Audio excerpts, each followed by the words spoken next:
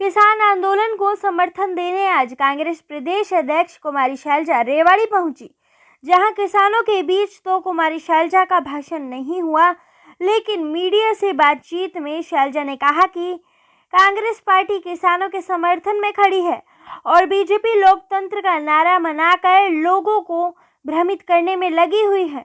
उन्होंने कहा कि बीजेपी का मार्ग ही झूठ बोलना और लोगों को भ्रमित करना।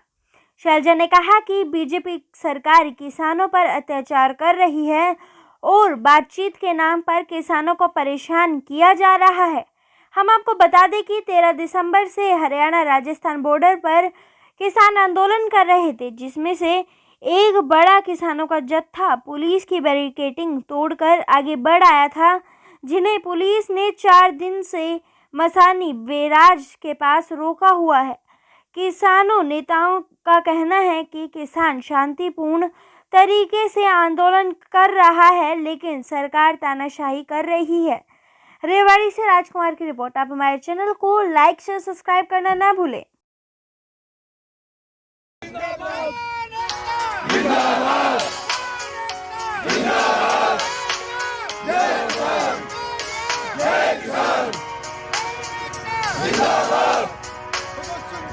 सपनों को मंजिल तक पहुंचाएंगे, सपनों को मंजिल तक पहुंचाएंगे, सपनों को मंजिल तक पहुंचाएंगे। क्या कुछ कही? देखिए, आज हमारी प्रदेश अध्यक्षा कुमारी शैलजा जी और हम सब लोग आज किसानों को अपना समर्थन यहाँ पर देने आए हैं। आप देख रहे हैं पिछले कितने दिनों से हमारे जो किसान हैं, चाहे वो हरियाणा के हों, पंजाब के हों, बल्कि समूचे देश के अब किसान जो है रोडों पे बैठ रहे हैं अपने हकों के लिए। तो मुझे लगता है एक बड़ी शर्म की बात है सरकार के लिए, और इन तीनों कृषि कानूनों को इनको जल्द वापस लेना चाहिए। लगातार जो बैठकों का दौर जारी है, बावजूद इसके कि अभी तक बात सिरे नहीं चढ़ पा रही है, क्या लगता है? देखिए, एक ये तो खाना पूर्ति करने का काम सरकार ये कर रही है, और किसान जितने भी यूनियन हैं उन्होंने भी यही बात किया है कि हर बार सरकार उनको बुलाती है और एक ही सवाल उनसे करती है कि क्या आप चाहते हैं कि इस कृषि कानून को वापस लिया जाए। तो हर बार आप एक ही सवाल कर रहे हैं। इन्होंने साफ कर दिया है कि जब तक ये तीनों कानून वापस नहीं होंगे, किसान अपना संघर्ष करते रहेंगे। आप यहाँ समर्थन देने आएंगे, क्या कुछ कहेंगे? पहले तो ये तो सिर्फ यहाँ की बात नहीं है, कांग्रेस पार्टी किसानों की राजनीतिक लड़ाई लड़ रही है। हमारी पार्टी का अपना एक कार्यक्रम है जिसके तहत हमने शुरू से ही राहुल जी के नेतृत्व में किसानों की लड़ाई लड़ी है। इन तीनों काले कानूनों का, चाहे वो पहले अध्यादेश थे या फिर कानून बने, हमने इनका विरोध किया है।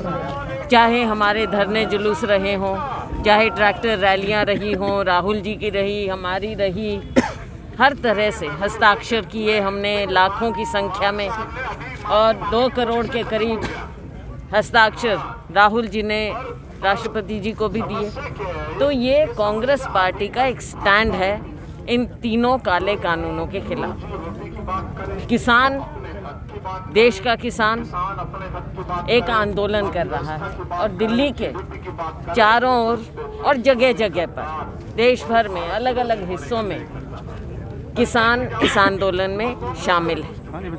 कांग्रेस पार्टी किसान के साथ कंधे से कंधा मिलाकर खड़ी है। किसान की मांगों का, हमारी मांगों का, सबका एक ही इन चीज़ों का अभिप्राय है कि ये तीनों काले कानून वापस होने चाहिए। और जो ये भ्रमित करना चाहती है भारतीय जनता पार्टी की सरकार कि आंदोलन को, किसानों को कांग्रेस पार्टी पीछे से बरगला रही है, तो इसकी सच्चाई तो ये है कि बरगलाने का काम केवल भारतीय जनता पार्टी का है, उनका मार्का है बरगलाने का।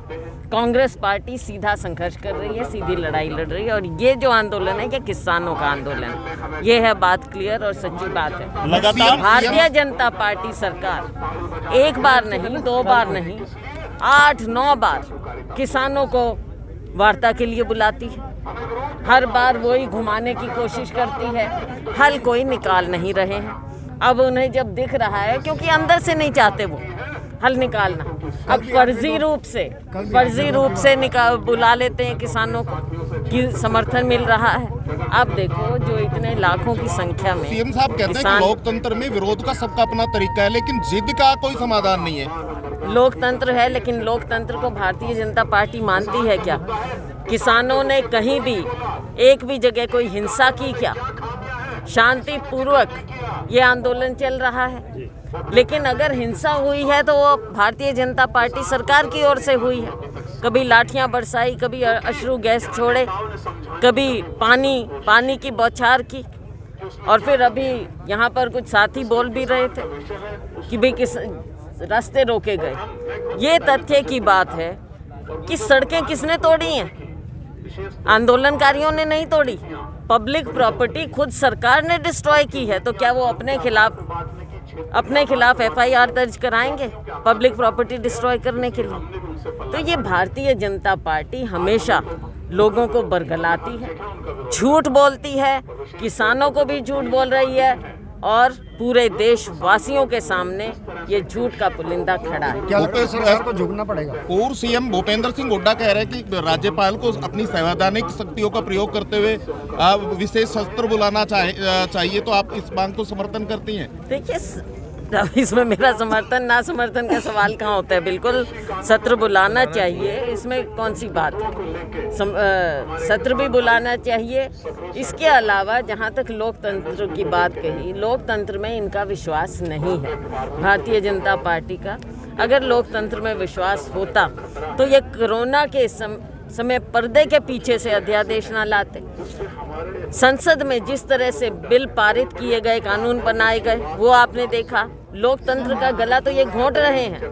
किसानों का, हमारे अन्नदाता का, उसकी आवाज़ को दबा रहे हैं। उनकी बात सुनने को तैयार नहीं है। दिखावा कर रहे हैं, छलावा कर रहे हैं किसानों का। एक तरफ कुछ बात करते और झुकने की कौन सी बात होती है? लोकतंत्र में कोई ईगो नहीं होना चाहिए, झुकने की बात नहीं है। अगर लोग कुछ चाहते हैं, पहली बात आपने किसी से बातचीत किए बिना ये कानून बनाए। अब जब वो अपनी बात रखना चाहते हैं, ना आपने सिलेक्ट कमेटी को भेजा ताकि वहाँ पर डिस्कशन हो जाता। और अब अगर किसान अपनी बात रखना चाह रहे हैं, आप उनको केवल बरगला रहे हैं, उनके सामने आप झूठ बोल रहे हैं, देश के सामने झूठ बोल रहे हैं। सत्ता पक्ष कह रहा है कि ज्यादातर किसान तो इस बिल के पक्ष में है। ज्यादा किसान आंदोलन कर रहा है। किसान बारिश में अपना घर परिवार छोड़कर, तो आपको क्या लगता है कौन पक्ष में है? लोगों को दिखावा करने के लिए मीडिया के सामने दिखाते हैं, और अब कैसे वो बुला के उनसे समर्थन ले रहे हैं। तो एक ड्रामा रच रही है बीजेपी सरकार, जो इनकी आदत है। बुला रहे हैं, दिखावा कर रहे हैं कि देखो ये लोग, 4 लोग समर्थन कर रहे हैं हमारा। ऐसे देश को आप, और किसान को, अन्नदाता मजदूर को आप ऐसे किस तरह से पूरा? सर पहले तो आपका परिचय। मेरा नाम मनजिंदर सिंह सिरसा है। मैं अध्यक्ष हूँ दिल्ली सिख गुरुद्वारा मैनेजमेंट कमेटी का। अभी क्या कुछ जब 3 दिन पहले हम इनको लेके आए थे शाहजहाँपुर से, उस दिन भी पुलिस ने जिस तरह से अत्याचार किया, 2 लोगों की फ्रैक्चर हुए थे। एक सुखदीप सिंह यहाँ पे, जिनकी टांग पे चोट लगी थी, सिर पे चोट लगी थी लोगों के। और फिर परसों जिस तरह के हालात आपने देखे, जिस तरह से यहाँ शेलिंग जो की गई, एक्सपायर्ड शेल जो हैं वो भी लोहे के, जो कि बैंड हैं, वो 250 से ज़्यादा शेल चलाए गए। गरीब लोगों के ट्रक रोक रखे हैं, उनमें से स्टीयरिंग निकाल दिए गए हैं, उनकी बैटरियाँ चोरी कर ली गई हैं। मकसद एक ही है कि किसान दिल्ली जाने से रोका जाए, और ये संदेश दिया जाए कि किसान केवल पंजाब का प्रोटेस्ट कर रहा है, हरियाणा का, राजस्थान का, मध्य प्रदेश का, यूपी का, उत्तराखंड का, उनको रोका जाए। ये बीजेपी के हर शासित सूबे में हो रहा है। हम उत्तराखंड गए थे, वहाँ मेरे पे मुकदमा दर्ज किया, वहाँ से हम लोगों को लेके आए। यूपी पुलिस जाति कर रही है, हरियाणा पुलिस जाति कर रही है। मनोहर लाल खट्टर जी ने तो जाति की इंतहा कर दी है। हमें बड़ा दुख और अफसोस है, और हम ये ज़रूर कहना चाहते हैं कि आपने बेइंसाफ़ी तो पहले की 3 काले कानून लाके, अब जब इंसान इंसाफ मांगता है तो फिर उसको पीटते हो। ये इसी तरह का है, पहले पीटते हो, जब कोई रोता है तो फिर और पीटते हो, भी तो चुप कर। ये कुछ इस तरह के हालात हैं। हमें बड़ा दुख है, बड़ा खेद है।